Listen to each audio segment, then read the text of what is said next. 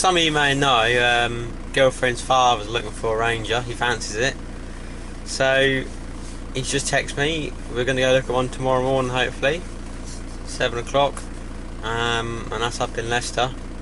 It's an 05 plate Thunder. It's got some trouble with the turbo, or what could be an exhaust manifold leak, but it looks more like turbine blades, to be honest with you. So we're going to go have a look at that. Mark II prices, just a quick one about Mark II prices. They are all over the show. There's decent looking motors popping up for like 1825 region, and there's people wanting 3. Obviously fair play, but obviously it's got to be clean underneath. And then you got people with MOT failures, basically. It needs new rear axle, it needs all brake lines, you know, CV boots, and they still want over £1,000 for it, and it's fucked basically. So yeah, prices are a bit all over the place, but he's found this one up Leicester. It looks half decent from the photos. I've done a quick MOT check on it, and it's reasonably clean. About 3 or 4 years ago it had a bit of a bad spell, and I think it was kind of catching up to it, but they'd obviously put some new brake lines and stuff on it and sorted out the imbalance. So yeah, we're going to go have a look at this. I'm going to take some tools with me tomorrow, jug of oil and a spare turbo, just in case. I mean, plan is to drive it home, so at least if we just pop the centre cartridge and compressor cover off my spare engine down the field, we can not bother unbolting the exhaust. We can just take the V-band clamp off, knock it off, pop it in, and that way we can drive it home. We'll see what's what anyway when we get there, but I'll go prepared. We're going up in Black Thunder, and then if he likes it, he's going to drive it home. So there'll be another one to the fleet. We've got a few. I'll have to have a count up of how many I've got. Charlie's obviously got 2 now. My mates have got them. It's good. So just a quick side note, like fucking around. Me and Charlie were counting up how many trucks have gone into Hillbilly Deluxe, and there's obviously Hillbilly Deluxe, the original, his new truck, some parts off the green truck that I had, some parts off the black truck that are donor. His engine was out of a wreck from Michael over in Great Yarmouth when his engine went, because the cam belt snapped obviously. So that's 5, and then his gearbox is from Chris, so that's 6. It's a right laugh. So I said I've got to give him something out of Black Thunder and make it 7. Alright guys, just going to pick Mark up this morning. Left mine about 6:30. Going to pick Mark up, and then we're going to go up to Leicester for 9. Have a look at this truck, see what the crack is. He's offered to fill my tank before we go because I'm driving him. So long range tank here, but nah, yeah.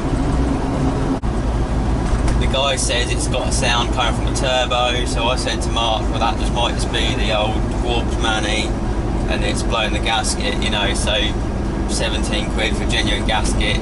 Take the manifold off and I'll skim it. And then he sent us a video, and it's like, nah, that's not gasket. That's like fucked impeller or turbine, you know. It's just, you can hear it. So yeah, I've got spare turbo with me from the engine that I got off Chris.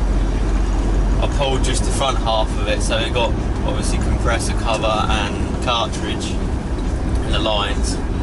Because if you take the V-band clamp off the turbine housing on the manifold, you could just split it there, and it's less aggro than taking it all off. And there's obviously 3 bolts from the front on the turbo and 1 bolt from behind, and that can be a little bit testing. So for the sake of, you know, a couple of coolant lines or whatever, you've got to take off anyway. Just split it at the turbine housing, and yeah. I got some oil, some coolant, whatever. We'll see what the day brings, really. The toolkit and whatnot. It's annoying because I went to go take some off last night, and I snapped my T25. I thought, that's alright. I'll run by Halfords, get them to swap it before we go. It's a Sunday, innit, so they're not open. So yeah, we'll see about that one.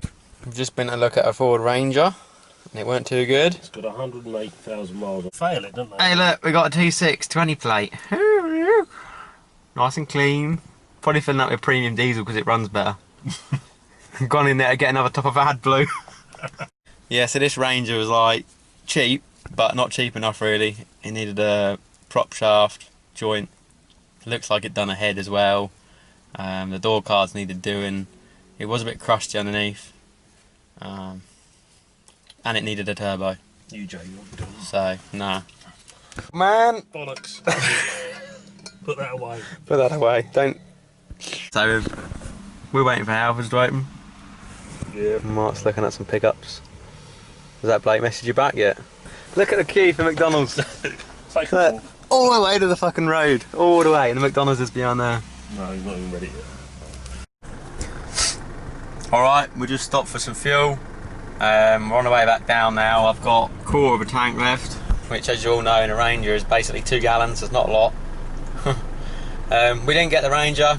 We did message a bloke that had another one up nearby, but you know, usual marketplace wanker don't answer. So we're going to head home and we're going to have a look at one closer to home on the way back that's just popped up. And I'm going to go down the field and see Charlie.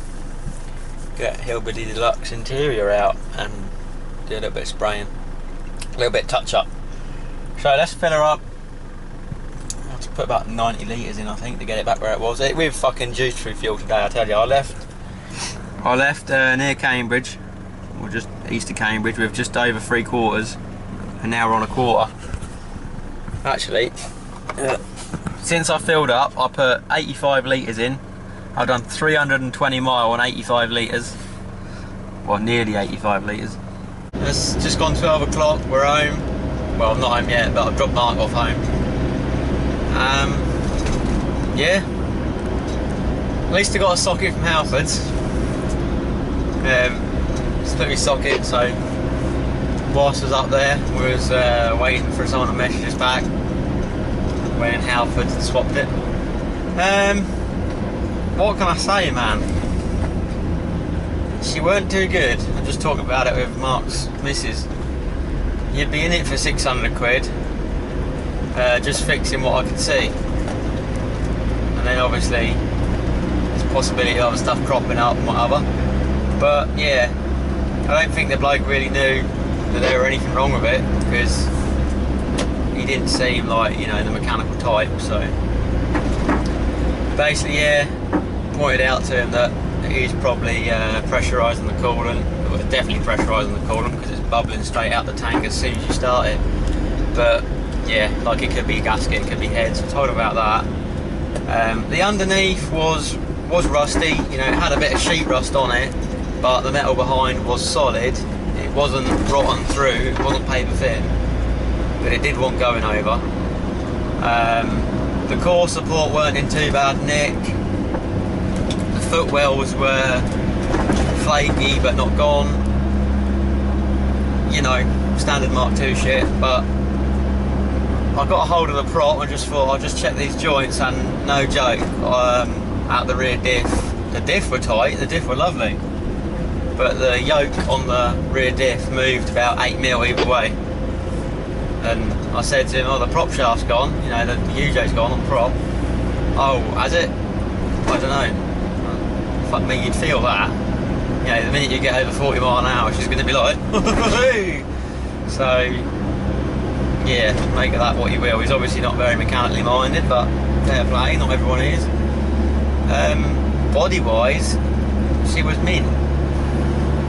The bottom of the doors, no rust. The seams, you know, along the doors, where they usually kind of bubble up from the behind the seam sealer, they were all fine.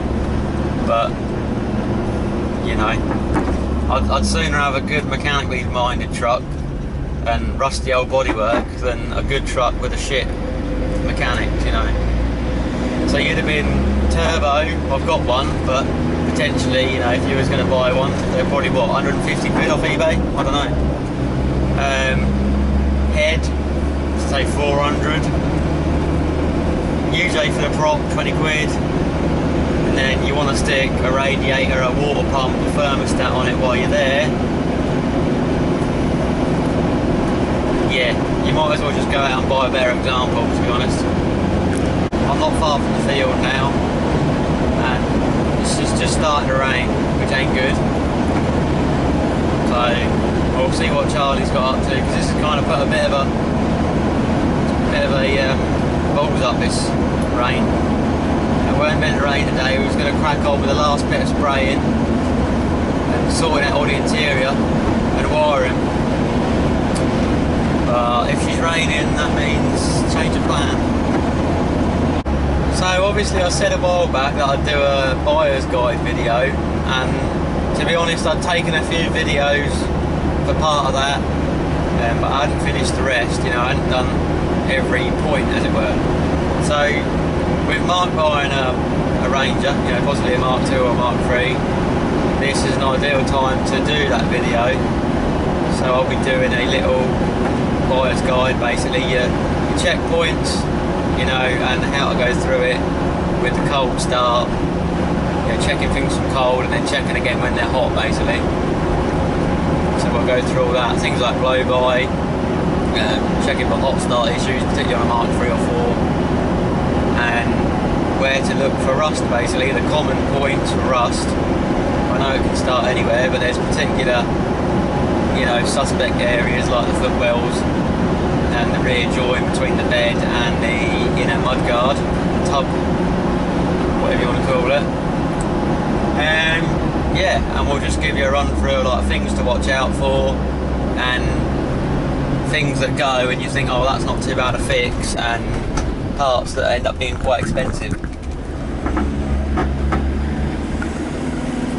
The end game with Mark's Ranger really is that we want something, you know, we're not looking for a bargain, like we don't want it for 1,500 quid. Like one today was up for 1,500 quid, and that was a case of like, if it's alright, you know, if everything were alright apart from the turbo, then bloody buy it, we'll drive it up to Halfords car park, I'll stick a turbo on it, chuck some coolant in it, and drive it home.